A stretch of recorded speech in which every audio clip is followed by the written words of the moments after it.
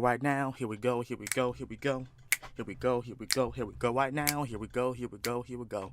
What is going on, you guys? This is yours truly, the Ryo Sakurai here, and welcome to, of course, another requested reaction video. I'm glad that you guys are doing, asking for more nostalgia critic reactions. I think I did watch this. I don't know. I cannot remember. It's been a minute since I watched a lot of these.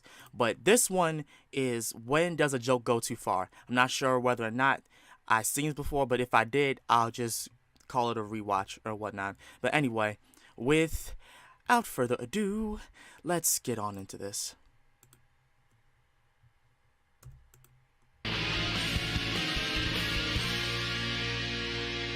Hello, I'm the Nostalgia Critic guy, remembered so you don't have to. We live in an interesting time because of our internet culture, don't we? Yes, we do. Most of us just go online for either business or pleasure, but then there's another two groups of people we're all too familiar with. Those looking to offend and those looking to be offended. Yep. Admit it, we've all come across these people and they're both pains in the ass. Extremist trolls looking to get attention by pissing people off, and extremist crybabies looking to get attention by acting like everything everywhere is an insult. Right. We usually shrug or laugh them off and then go on with our lives. But the combination of the two extremes has led to an interesting issue being addressed: our humor. Some would argue humor has gone way too far, driving too much into bad taste and harsh stereotypes. Others would say humor has gone too soft, afraid to anger the politically correct sensitivities of the world. Are either of them right? Do any of them hold any water?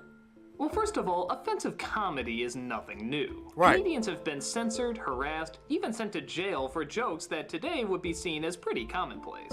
That's because, as mentioned by myself and others, all comedy is based on some form of misery. Right. So you always have to address something unpleasant in order to get a laugh. George Carlin, one of the world's most beloved rule breakers, once said, "Comedy doesn't work unless someone's getting offended." And he's right. Puns are a mockery of language, goofy faces are a mockery of strange-looking people. You really have to think about it, but yeah, somebody's pride has to be challenged in order for it to work.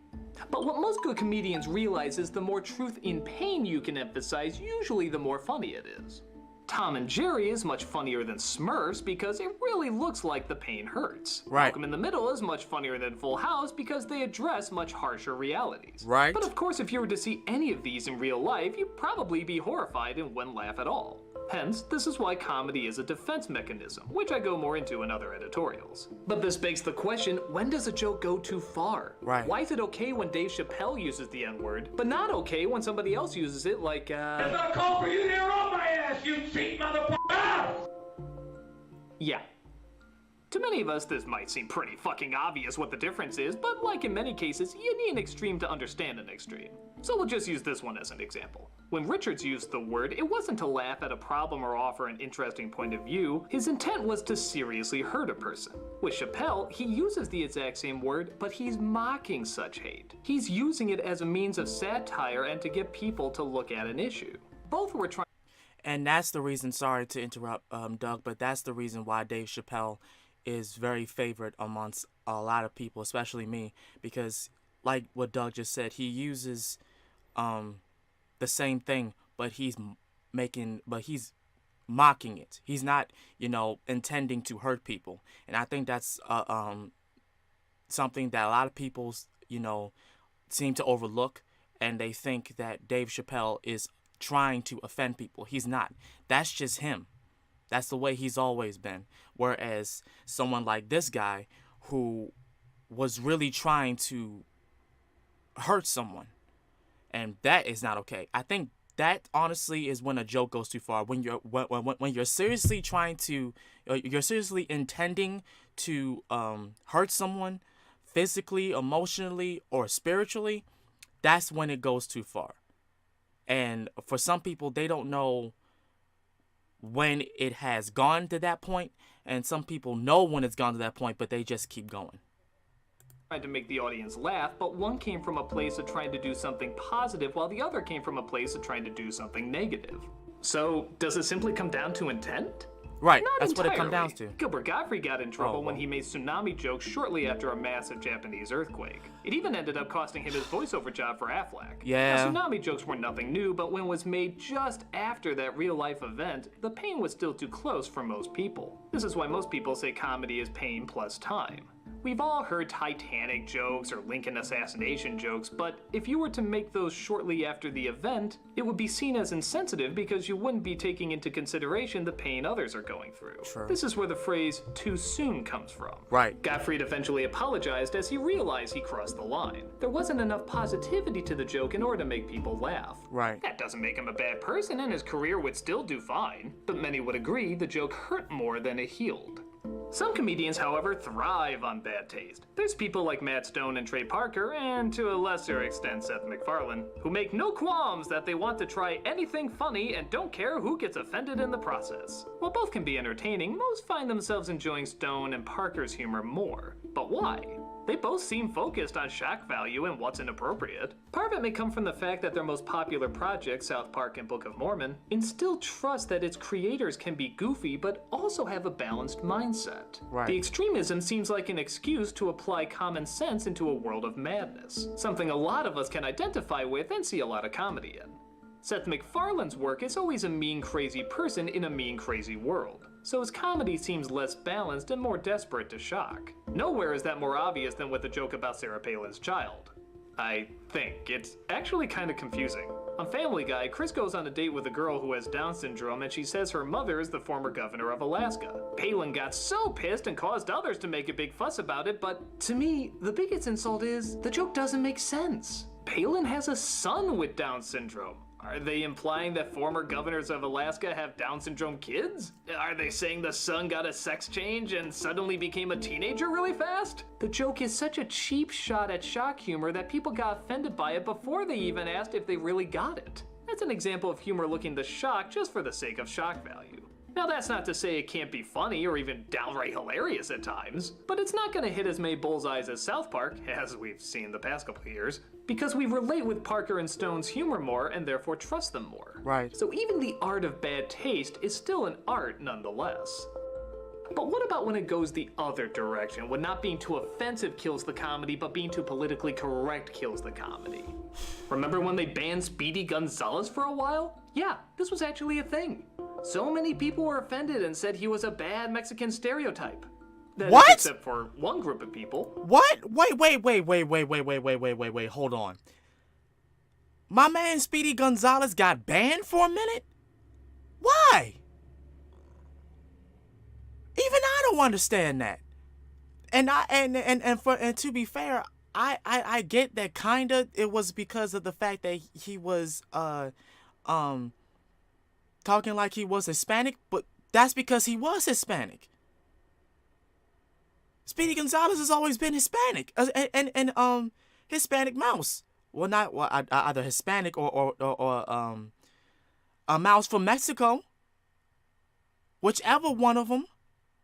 I can't really specify off the top of my head, but it has to be one of them. I like Speedy Gonzalez. I wasn't offended by it, and any person who I knew was Mexican or a Hispanic weren't offended by Speedy Gonzalez. They actually like Speedy Gonzalez. Jesus. Fucking Mexicans. Yeah, they thought Speedy was fine. There was nothing wrong with him. Yeah. Eventually, too many complained saying they wanted to see him back, that's exactly what they did. And now he's back in the regular Looney Tunes lineup. That was getting offended for a group of people that wasn't even offended. Right. Jerry Seinfeld once made a joke about models looking pissed on the runway and people were shouting sexist at him.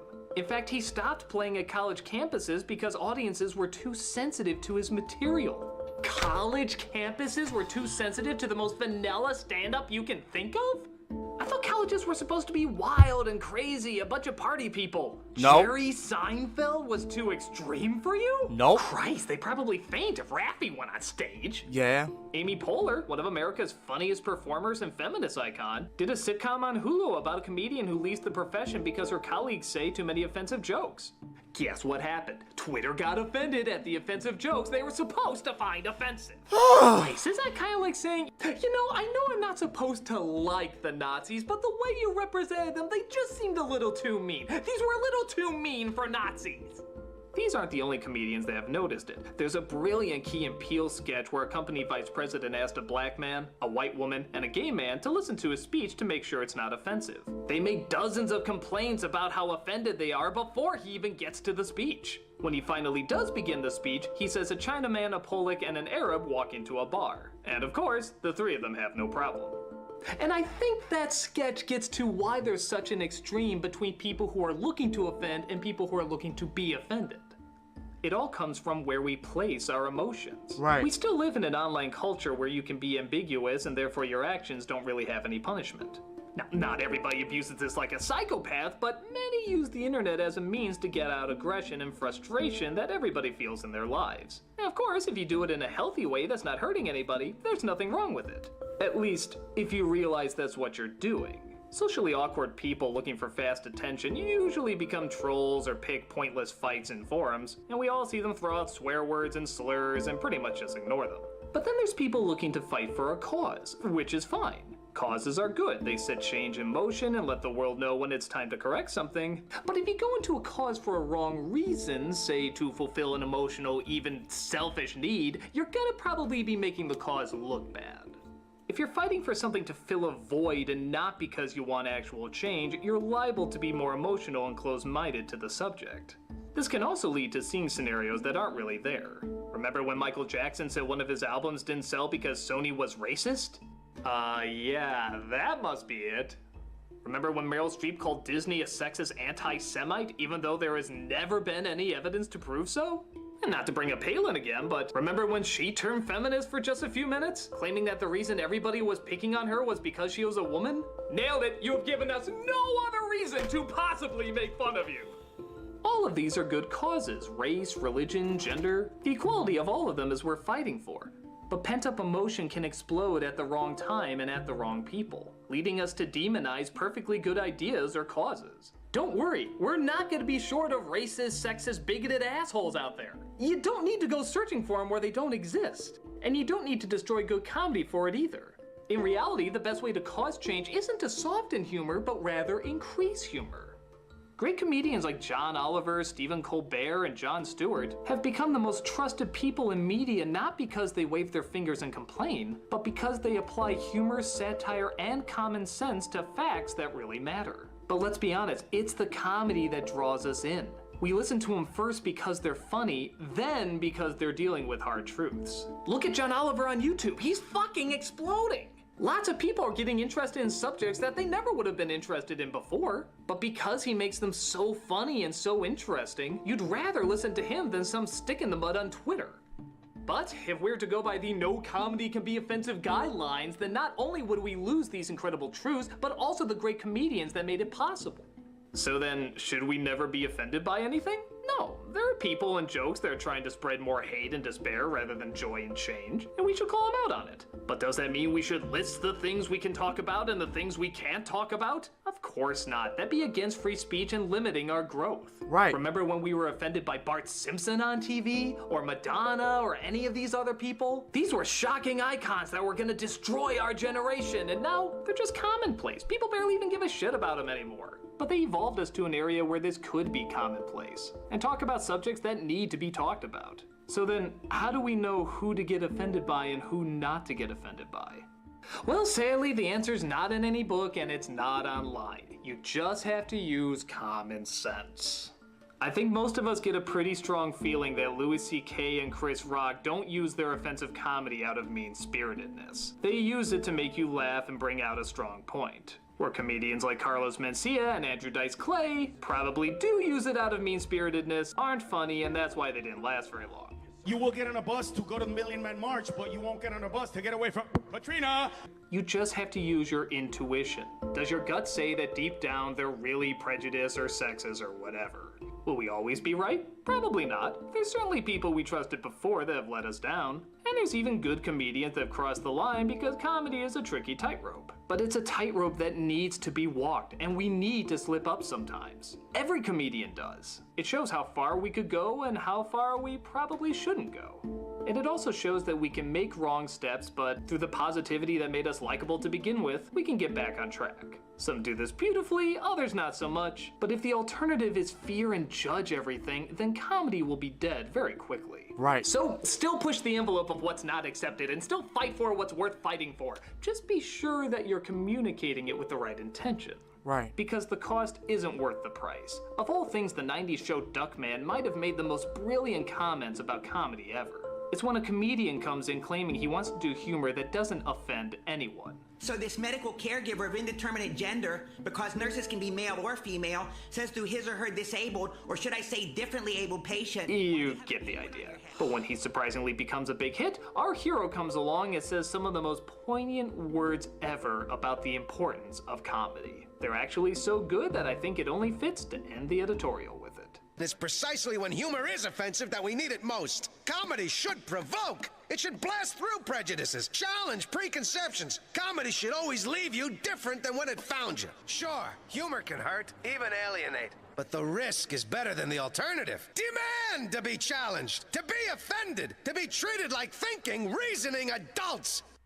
A duck voiced by Jason Alexander just said one of the most important things ever. This is why comedy is so great.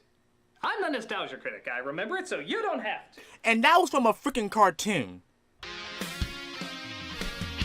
That's the thing that I mainly just want to let everyone know. That was from a freaking cartoon that said something that was so wise, and it needed to be heard. That was from a cartoon. And we keep saying that cartoons are bad for us. Cartoons are just little kids, and adults shouldn't be watching them because we don't learn nothing from them. Yeah, right. That was one of the most wisest things that a cartoon has. Well, one of the many most wisest things a cartoon has said. Something a cartoon has said to us. I can name off the top of my head at least 5 to 10 different wise quotes I hear from cartoons that I enjoy. I could go on and on about it. Comedy should not be feared or revoked by anybody. It should be challenged. I'm trying to challenge myself with this. I know whenever somebody comments about my videos and saying, "Oh, you did this wrong, did that wrong, da da da da, you're a bad person. You should just stop your doing YouTube because you're an idiot and whatever." I should learn how to be offended and just take it as such and just go on about my day. I shouldn't have to feel like nobody should be, commenting stuff like that on my videos. That's why I make videos. If I didn't make videos and I didn't get the hate, something would be wrong. Or I would be doing something wrong if I didn't get hate. Then that's the thing that people seem to don't understand. When you don't get hate on something that you're doing, it means that you're not doing it right. When you are getting hate from people saying stuff like that, it means you actually are succeeding. You actually are doing something good. You're going in the right direction because you're being challenged to keep pushing yourself to go forward. You're being challenged that even though you got these people who don't even know what they're talking about are saying all this stuff to you and typing, on each video that, you should stop doing this, you should stop doing that, or type something on Instagram and they're saying that you should do this, you shouldn't do this and whatnot. That's challenging you to keep going with what you're doing. That means you're doing something good. Sure, there are some times, like Doug said, that you can make mistakes. Everybody is human. We are all human. That's the thing that we also seem to forget. We seem to forget that we are human. We are known to make mistakes, but it's the time that we should really make ourselves be challenged and get stronger after we make the mistake and we realize that we made the mistake. That's when we become better humans, is when we go beyond our mistake and correct it and get better. That's basically the biggest thing that you can do as an individual. And you know what? Despite what you like, despite what people say about you, that's what makes you an individual. That's what makes you a human being, a decent human being, an adult. Is that you know right from wrong. You use common sense, and have the negative stuff and everything challenge you to block it all out and to keep pushing forward. That's basically the road that I'm going on to. I'm going on the road to keep challenging myself to do different things. I'm going on the road to challenge myself to be, like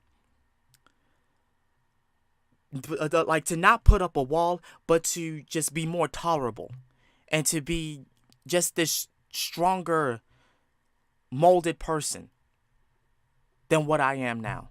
That is my challenge every single day. That's why I make these videos. That's why I started this YouTube channel. It wasn't to make money. It wasn't to do this, that, and type of third. It was to challenge myself for the outside world. Because God willing, there are people who Doug just mentioned that are probably going to come my way very soon. And I got to be prepared for it. I'm not going to, put myself under a rock and just hide from it. I'm not gonna be, feared and be feared of that and want to just push it away from me. I'm gonna stand and I'm gonna fight. So that's basically my whole rant about that. I swear, every time I watch his videos, Doug just pulls it out of me. Every time I watch Doug's videos, something just pulls out of me to just start talking about life. But anyway, that's probably why y'all like when I do these videos. That's going to be it, y'all. I hope you guys enjoyed it. If you guys did, please make sure to like, comment, and subscribe like you always do. As such, this has been the Ryo Sakurai, and I'm happy to have you guys on the channel, regardless whether or not you like me or dislike me, or you put in negative comments. I don't even care anymore. I'm here. This has been the Ryo Sakurai, and I will see y'all next time. I'm out. Peace.